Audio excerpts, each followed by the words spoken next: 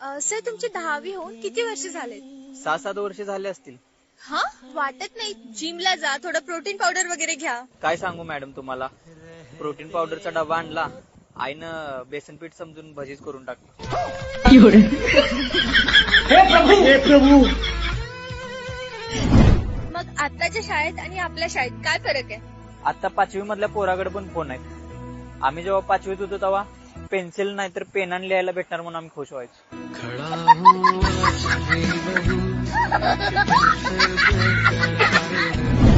मग तुम्ही शाळेला मिस करताय का? हो, शाळेला खूप मिस करतोय.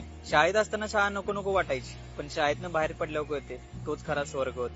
ज्या त्यावेळी कोण किंमत करत नाही हो त्याची, वेळ निघून गेल्यावर किंमत कळते. आता पाणी म्हणजे जीवन हे पण लोकांना मूत खडा झाल्यावर समजतं.